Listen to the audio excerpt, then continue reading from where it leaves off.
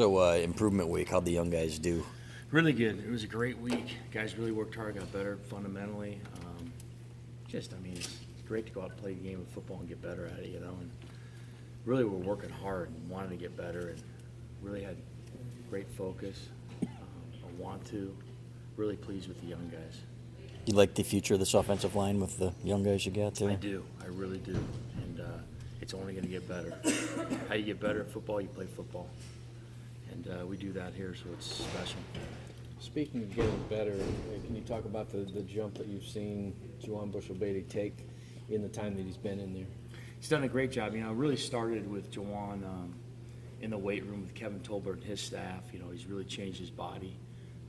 And it's really important to him he takes pride in his work to be good. He's really got good foot turnover speed, and he's playing with strength, and that comes from the weight room work that he's had. And he's just done a really, really nice job and progressed very nicely.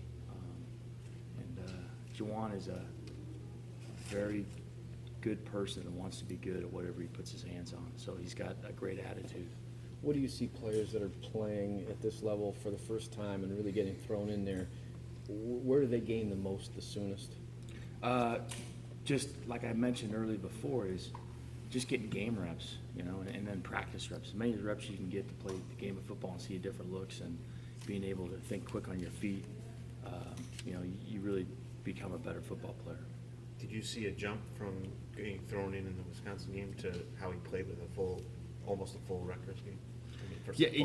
When he came off the bench in Wisconsin, there was not a big letdown. You're concerned. You had the first time stepping in the game, but he did an outstanding job coming off the bench, and then he did better in the Rutgers game, and he just progressively just keeps getting better, which is really nice. You've got a game like that where you're running for 400 yards. And you're kind of dominating, I guess, in the trenches. Is there stuff you can learn about your offensive line and improve with there, or is it just kind of like move on to the next one?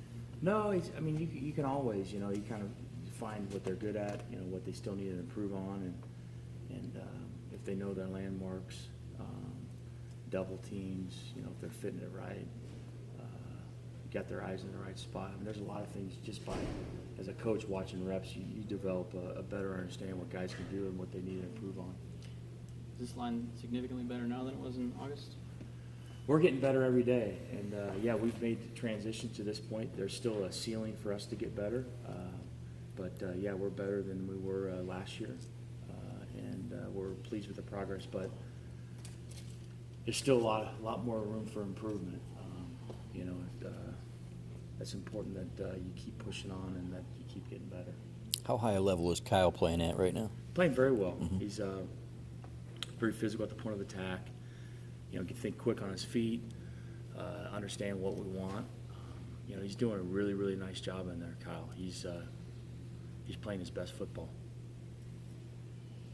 Some of the young guys, Nolan, John Runyon, we haven't heard much about him. Doing Where nice. is he? He's doing a good Okay. job. John's doing really well, progressing nicely. Nolan's doing well. They're all day by day in terms of just improving. You can see where we started with them last year to now. They've really taken some great steps forward, and it's going to keep getting better. Does Mason still take snaps at left tackle? Because Jawan said they were rotating a little bit after the Wisconsin game. Mason's the center. He plays the center position. Right, but does he take? I never will talk about reps Okay, in practice or okay. anything. Okay. Is it easier to keep a team's attention when you're 6-0, you're still playing for everything, as opposed to a team that might have struggled some earlier in the year? I think there's just, with this team and this coaching staff and Coach Harbaugh, it's just we're on to a new week. This is a new week. We have a next opponent. We never want to think about our record. We got Illinois coming in, and we got to get a game plan together, and we got to execute at a high level. And we're always checking ourselves and not become complacent. That's the number one thing as a true competitor is you want to keep getting better. And this is a new week. How do you check yourself for those things? I think going through the game plan, making sure that you got the right strategy set for it. You make sure you're coaching the details hard with your players in the classroom. You demand from your players and the group itself.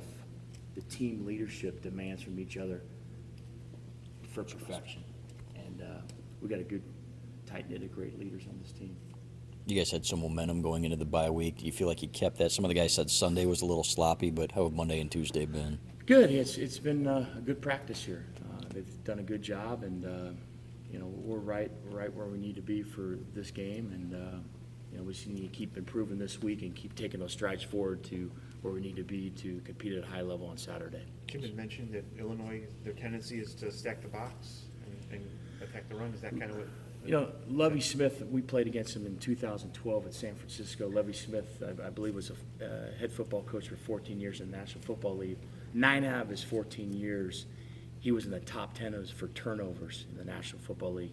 Lovie's an outstanding coach, and Hardy Nixon's an outstanding coach. And, I mean, they know how to stack the box. They know how to take people out of the box. They're experts at what they do. So, it's going to be fun. It's going to be a fun game, and you love games like this.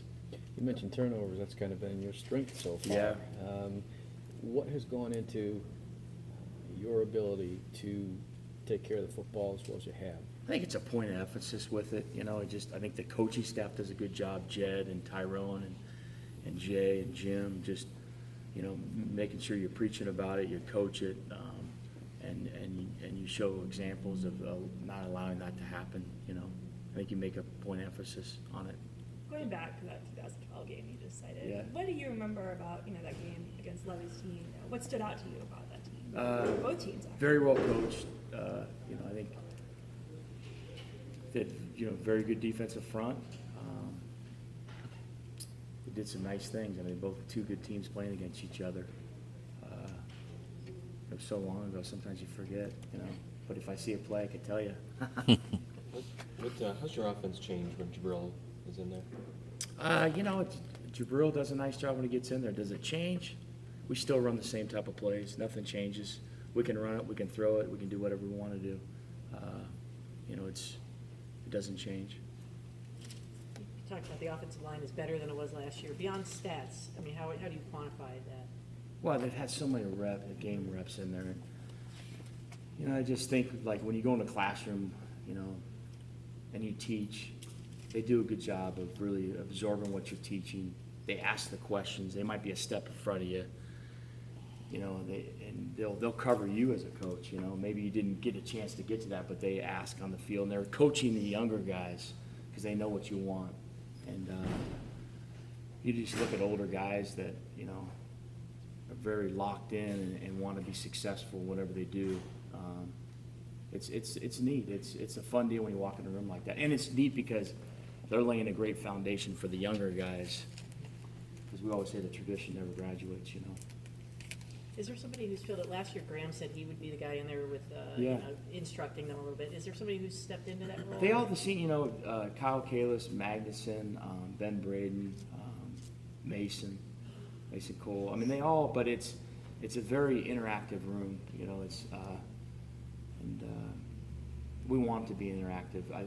Anytime you're teaching people that you want to make sure they're asking questions, and that, it's important that they understand what you want. So when you do step on the field for practice, it's crystal clear that they understand. We don't want anything where they're not sure. So, and we're always, we're always open for ideas too. We listen to those players. The players are out there doing it. We always want to know what they think, and can we do it this way to make it help you to play at a higher level, so it's easier for you to think. So it's pretty neat. It's neat here because we got guys that really love football. Tim, what do you still need to see from Jawan for him to get, maybe like fully entrenched there as a guy you're totally comfortable with at left tackle? He needs to keep doing what he's doing, keep improving. I feel absolutely comfortable with him at left tackle. I really do. And it just keep getting better like all of them do. There's not one thing we need to pinpoint out with Jawan. I mean, everybody has different things they needed to get better at.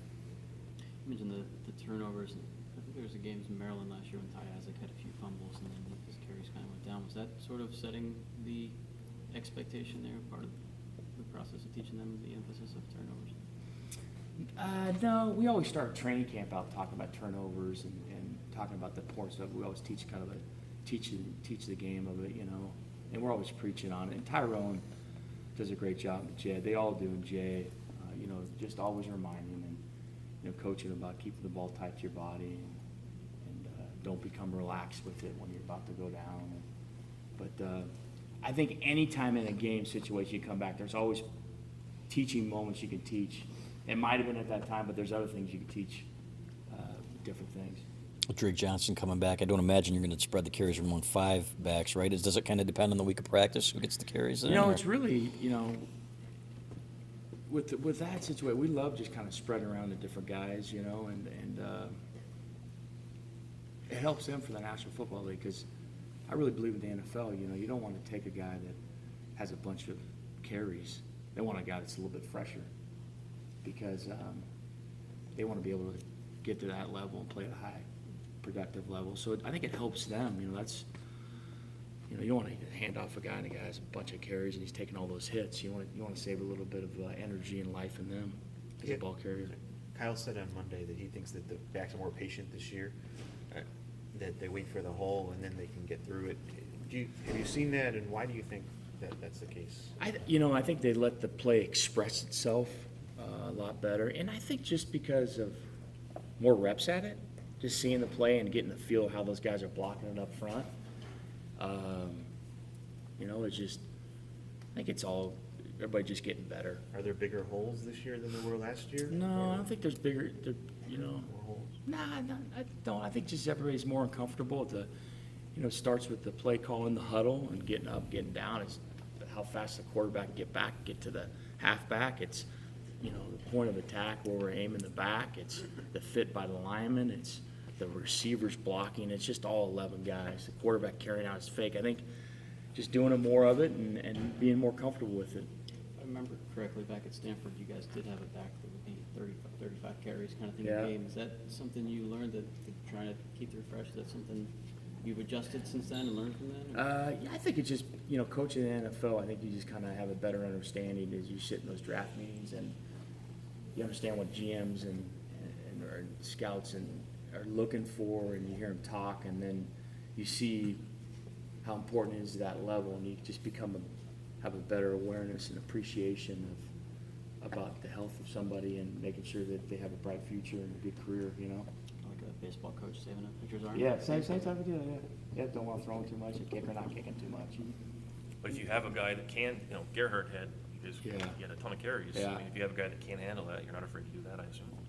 Yeah, but I think that, that was a different thing at Stanford at the time, not to go back, but, sometimes you gotta look at the depth of what you have behind, do you have a quality enough guy to be able to do it, and do you have enough depth at it, so it's different things at different places, but yeah. Kyle and Eric obviously have pretty big personalities. Does that add anything to the field or to the locker room? Or? Yeah, they do, yeah, it's fun in the room with them, they keep it light, but it's important to them, and it's nice to be able to talk to them and joke a little bit and keep it light in the room, but it is fun when you do have to lock down and keep it serious too, but, it's neat. It's neat to share things with these young people too, it's, sometimes there's more things in football. There's a lot of things about life and helping these guys to, someday they're gonna get married, right? Some days they're gonna be fathers and husbands and all that good stuff, and it's important that you teach them life lessons. You seen the Gone Piggin' TV show? What's that? Have you seen their little TV show? that No, they're doing? but they said they want me to be a guest on it, they told me. So, I'm excited for that. I'm kind of waiting. I've never been on TV before, never acted before, so it'd be kind of fun.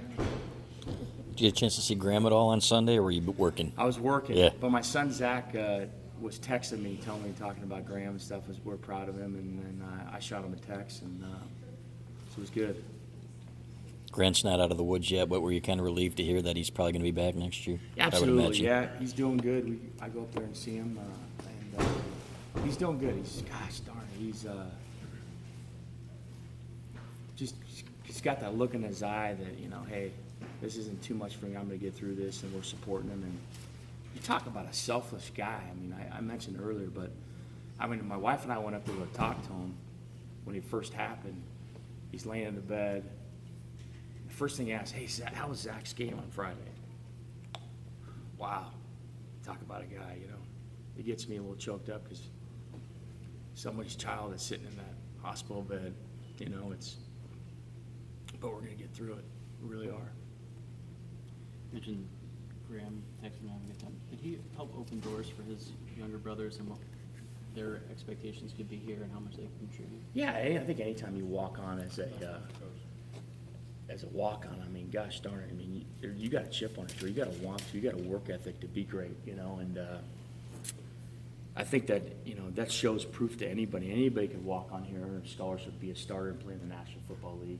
You just need an opportunity, and we're willing to give anybody that opportunity. We never compare a scholarship player to a walk-on, because it's about the game of football, it's about teaching, it's about giving back to what football's given to you, and give opportunities to these people to make something great with their life. So I think absolutely, I think that's a great story right there for every walk-on in the United States of America or far across the world, the globe, how important Michigan is and how we give people opportunities to be able to do that.